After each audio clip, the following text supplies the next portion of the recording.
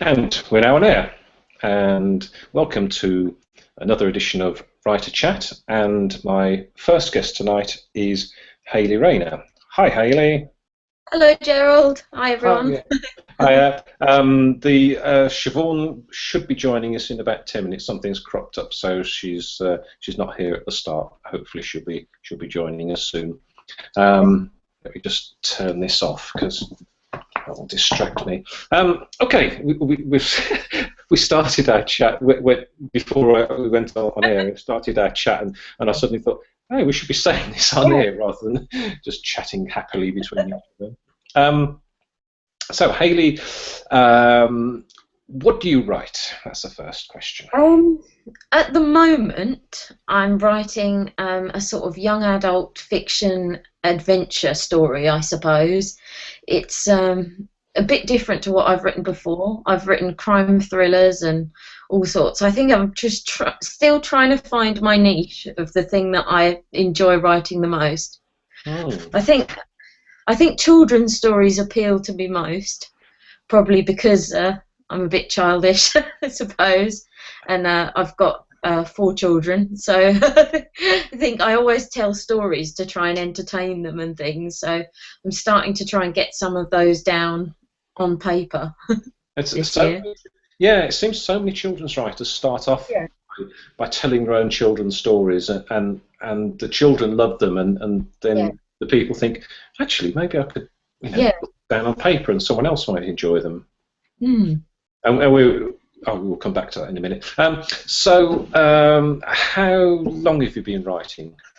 I've started writing, I think, when I was about 6 years old, and I remember starting to write all these little plays and things just of my own family. It was like mum, dad, me, everybody has a line and stuff. And then there'd always be a witch for some unknown reason. I don't really know why. I don't know who that was supposed to represent. Deep dark secret in your psyche. Secret witch person in the family. But I've always loved writing.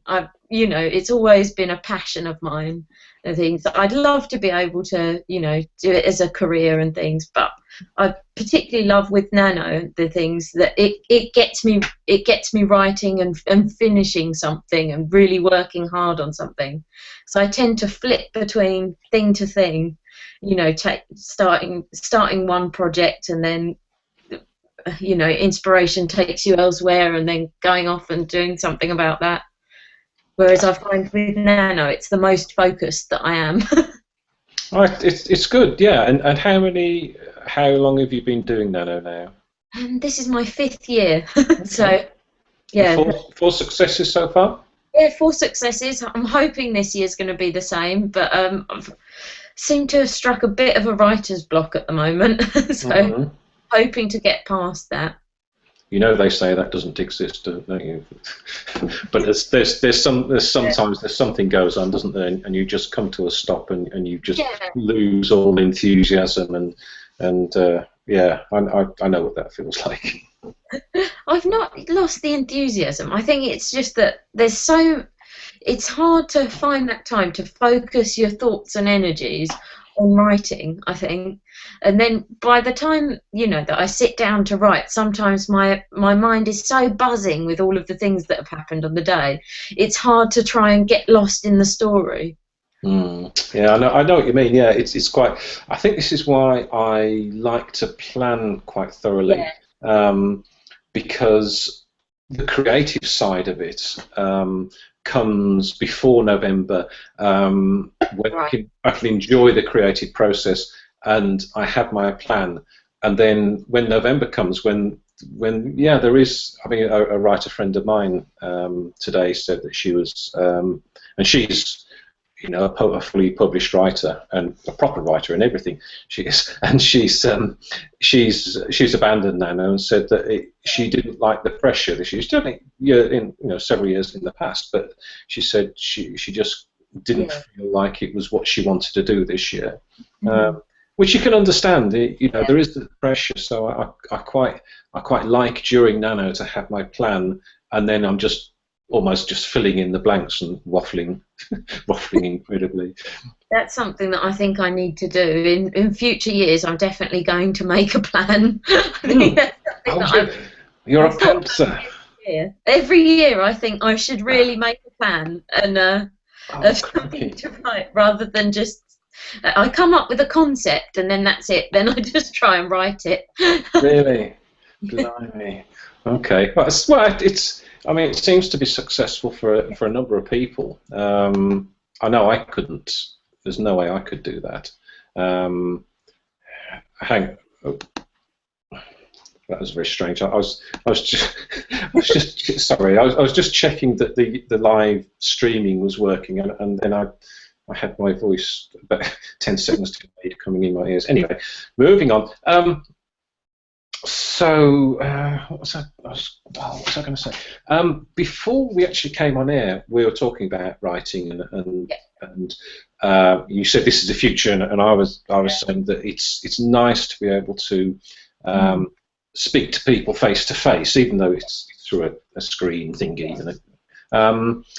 And you then said something that sort of struck a chord, that you found it difficult to putting your creative writing in front of people, for them to read. How do you feel when you do that? Nervous, I think. It's one of those things that you feel like you're on tenterhooks because it feels like they're judging you personally, because I know when I've written something, I've literally poured my heart and soul into that piece, and it means so much to me. So if someone turns around and says, "Oh no, I don't think that's very good," it tends to be quite upsetting. I know.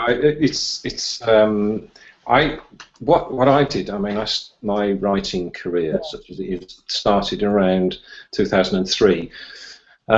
Which is the year of my first NaNo, but I was at that time I was writing short fiction, and at first I felt exactly the same, that although you've written a short piece, so it might only be sort of 250 words or something, but you put a lot of effort into it, and it's hard to divorce the writing from the writer.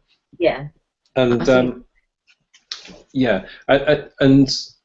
and it took a little while, but I gradually sort of understood that. And if someone said, and the group I was in, it's an online group, people were told and reminded not to criticise the writer, but to critique the writing. Yeah. And once you can divorce those two things, then it's a lot better. You can accept the criticism of the writing. But saying about needing a thicker skin, that I've heard that a lot from other writers, that you need to have this thick skin to be able to to keep going and going. You need to really believe in what you've written and keep putting it out there. Yeah, that's true, and I think it's the same for many creative fields, that it's not something generally sort of physical. It's not a car that either works or it doesn't or something. You've created something, and it's hard to accept criticism of that. Oh God, what was I going to say? I was just thinking the other day about how with writing, when I first started, it always used to be writing pen on paper, and now everything is typing into the computer and things, and it's taken such a different turn. I barely ever write on paper anymore, apart from if even if I'm out, I take my iPad with me. Things. I was just thinking, do you think that's changed a bit how we write? I don't know. You're asking me questions now. That's not allowed. Read the rules, have you? I don't know, because I've been involved in technology for decades and decades. So I fully embrace it, and I don't like to write on paper because I feel that it's a waste. Because if I'm going to use it, I then have to type it into something to be able to use it. Having said that, I use my notebook quite a lot for scribbling. Yeah. I can write by hand quicker, Mm. just sort of vague ideas quicker than I can type them in, and Yeah. it's the physical act of getting a pen and putting a line through something. Yeah. It's very It's quick. quite satisfying, isn't it? It is quite satisfying, and I sometimes find that, especially if I'm looking at a plot of a story, I like to plot it graphically. So I'll sometimes put like a central character or a central theme and have subsidiary characters around it, and I can draw lines between them, and you can get these mind map things and. I used to love doing those. Yeah, well, you can do those on the computer as well, but it just takes so long. It's people say, oh, it's very simple, but to me, I like to draw it out. Yeah, no, that is exciting. I think I'm going to have to try that technique. I just find it helps to visualize the whole story in one sort of picture in a way, and even if I'm looking at timelines, I generally have a character per timeline. So I have a top character A and what sort of things he does, and then character B and how they interact at various points. I don't do a lot of it. It's just sometimes to work out a tricky bit, a tricky problem. Yeah. I remember what I was going to say now.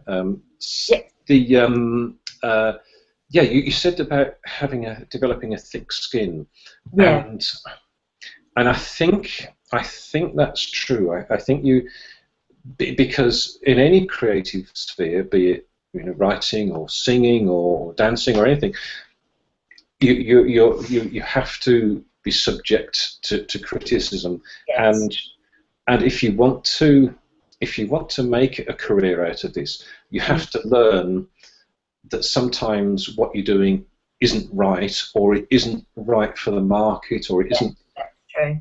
And I think sometimes writers, what you're saying is correct. You do have to have self-belief. You have to have an awful lot of self-belief. But I think sometimes writers are, and I was talking online about this today. Writers have to be also willing to accept advice. A friend of mine had. Siobhan's coming. A friend of mine had was sent a query letter, and they. Hi, Siobhan. Hey, sorry.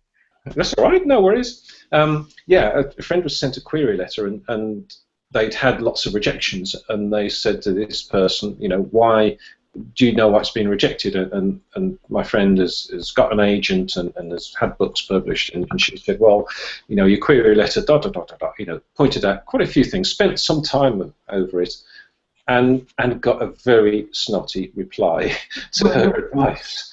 And you just think, if you're asking someone why something isn't working, then you have to, accept the advice that's coming back. That's true. That helps us to improve our writing as well sometimes, because not all critique is bad. Some can really help us to improve our writing and fix problems and things that we might have. With me, I tend to skip between tenses a lot, and I often need a lot of help with the editing to make it all in a consistent tense. Very good. Siobhan, have you put your writing out in front of anyone yet? Ages and ages ago, I sent a few. I think a few of the first chapters of a very, very old draft, and I got 3 rejections back. But when I look back at it, I could see the mistakes. I could see what needed improving, and that's why I've been doing the work I've been doing now.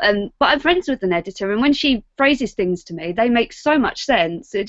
I think it depends on who you go to and what they're like as a company and what their aims are for your book as well. Yeah, I can see that. You have to, it's like going to a publisher. You have to choose the right publisher for your book, and I think you also have to choose the right agent as well. And that's getting harder these days with self-publishing. I read that agents are being more particular about which people they take on. So it just, for those that are looking to traditionally publish, it just makes the job a little bit harder, which is a shame. I think there's a lot of people out there who know that the marketplace is like that, and they'll take advantage of it. So there are people who would charge you for not very good jobs. So it's just wading your way through that as well, and trying to find a legit company to help you, and then having them want you as well. Yeah, I see a lot of these people who are now offering to help writers get published, and send us $2,000 and we'll do this and we'll do that, and it's just vanity publishing again. It's horrible, and most of the time the marketing advice they give is almost non-existent. Books are being published with simple errors in them and poor covers and stuff like that. All sorts of horror stories out. And I think the key point is if you want to traditionally publish something, you should never have to pay a penny to get your book published. And it still is that case. Anybody who asks you to send them money to help your book get published is not a traditional publisher. Mm. So there, that's told there. So you so Hayley, just did that. Someone said on the Essex page today or yesterday about reading. Do you read, Hayley? Oh yeah, the reading I think is an important thing with writing, to get that inspiration, to keep my vocabulary up, to see the way in which other people write things. I think that really helps. Even from when I was very young, I really enjoyed reading all the time as a hobby and things. So I think that's really helped with my writing. I don't think I'd be into writing without that. And do you read in the same genre that you write? Not always. I like to challenge myself. I'm in a reading group as well, so I think at the moment we're reading that the 5 People You Meet in Heaven by Mitch Albom. Okay. And that's about different conversations that you would have in heaven. That's totally different to the genre that I would write in. I write in more of a sort of J.K. Rowling, Harry Potter sort of young adult fiction. So I like to challenge myself and keep, the diversity in there. I think I said in the group that there's this old advice that you have to read and you have to read to be able to write, and some in the group saying that they don't read that much, and I don't. You shouldn't have to force yourself to read, but I do think that you pick up, especially if you're reading in the genre that you're writing, you could pick up style tips, and I think that's important to get a feel for what the books. If at some point you want to publish a book and you've got to see how it's going to sit in the market and alongside what sort of books, and you have to read those to see what the writing is like. Yeah. I think. What do you think, Siobhan? No, I totally agree. I think that came because of the video we did on Tuesday, and we spoke about that as well, and that the conversation came from there. I think the guys were saying though that though they didn't read that much, they took their inspiration from other places, like watching TV, watching films, listening to books. It's not that they're not accessing stories, but maybe they're not getting the nuances that they need in storytelling. Mm-hmm. They understand their genre, but they don't understand how it looks on the written page. Okay. Yeah, I'm sure that's true. I'm sure that it's, I love watching films. I probably watch more films than read books, but it is definitely important to read, and not critically but analytically, and look at, if you find a bit that you enjoy reading, a section of the book, why do you find it interesting, and why do you enjoy it, and what is about it, what is it about the writing that you're enjoying particularly. I think that's my opinion anyway. So yeah. I think that's how a lot of writers come into the whole concept of writing, is because they read a book or they'll watch a film or whatever, and they'll be like, well, I would have taken it in this direction, and instead of just saying I would have taken it in this direction, they try and do it themselves. Yeah, Hayley start to learn how the genre plays out, why those rules already exist. I found that a lot with my writing. I've had to restream the plot line to try and compensate for how the plot actually should be going, what was already out there in the genre. Yeah. Oh yeah. It's. I mean, there's this old argument of pantsing versus planning, and there's this thing where people said, oh, you can't plan a book. It might change, and your characters can change the way the book goes. And I don't know, it irritates me a little bit, because you're the writer, you're in control of the characters. Yes, as you understand the characters more, then maybe the way that you're writing them and the things that you do with them will change. But it's not, it's just, this is the logic of an engineer. The characters can't do anything. You're writing them. But as you understand the story more, and as you're writing it, things do change, and you think, actually, instead of going that way, it would be good to go this way. And I always, especially in NaNo, I always say to myself, if my plot changes, then I'm going to go back to the plan and replan it, and I actually never do. I just keep on writing because I haven't got time to plan it. Yeah, I think everyone tweaks their plans a little bit, like their plot lines, but I think if you have a plot line, you have a structure to aim for, and if you just trust your character a little, they might take it to an area you wouldn't have considered before, but they will always bring it back. Yeah, that's right. So how Hayley, do you like your characters? Do you get into your characters' heads? That's a good question. Sorry. I retract it immediately. You're not supposed to have good questions. No, at the moment, I'm getting really into the character again, because I'd hit a bit of a brick wall with my story, but since I've decided to change the entire premise of it. Basically, they were going out to fight a war somewhere else. Now the war is coming to them. It makes a lot more sense, because the character's basically this clumsy character and things, and very awkward. I suppose it is a bit based on me, how I was as a teenager, but if I was a boy. So, but I think, I have to try and get into the characters, and in order to think how they would reply in a conversation, in order to act the actions that they would act in different situations. Yeah, definitely. Yeah, it's and you're picturing. I pictured people and scenes in my head and running through my head, and you do have to get into the characters. And I base it on other people I know as well. So sometimes I might pick up particular personality traits or things from, say, my husband or other people that I just see around. If they have a particularly interesting quirk or something, I might jot that down and add it to a character to make them a bit more interesting and give them another dimension. We were saying in a previous chat using Scrivener, and we were saying that the collaborator that I work with, he puts actors' pictures in the Scrivener file for the characters that we're using, and it really helps, because we had a hangout one night and we were talking about one particular character, and we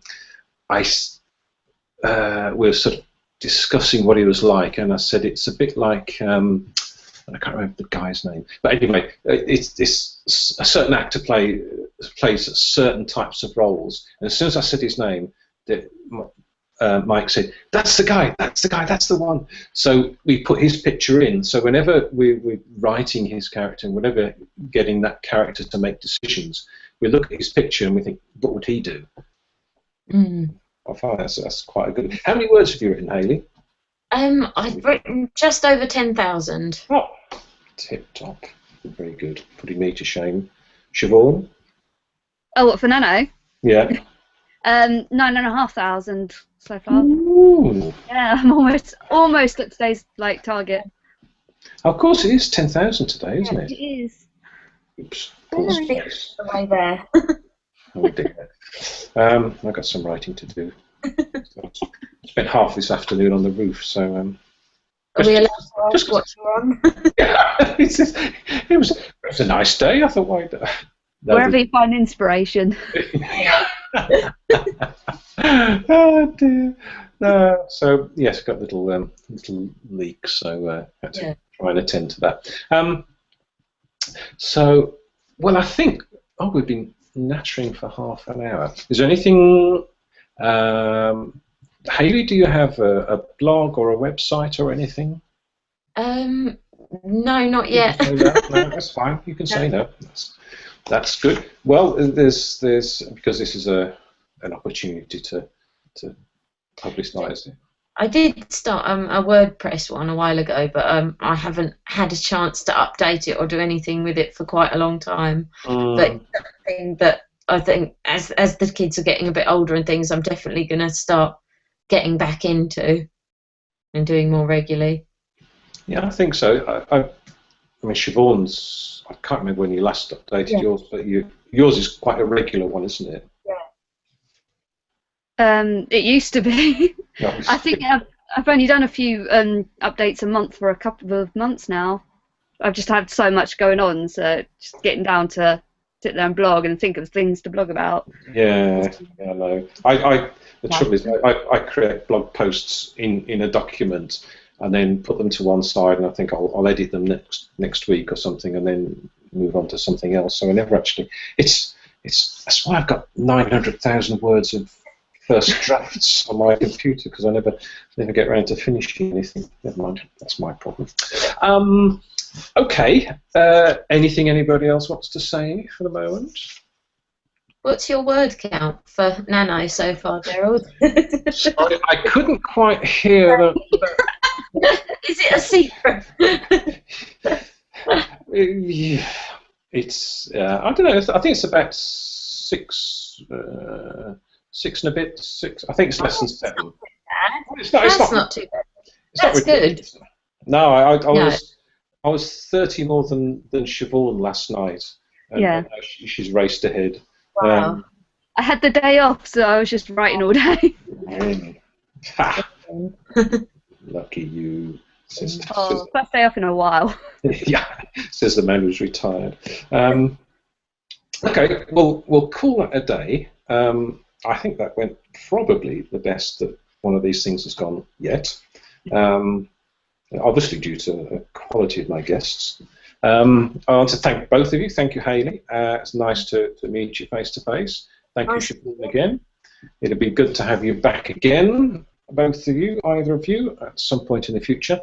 And I'll just say thank you for watching, if you've been watching. Goodbye. Cheers. Thank you. Bye-bye.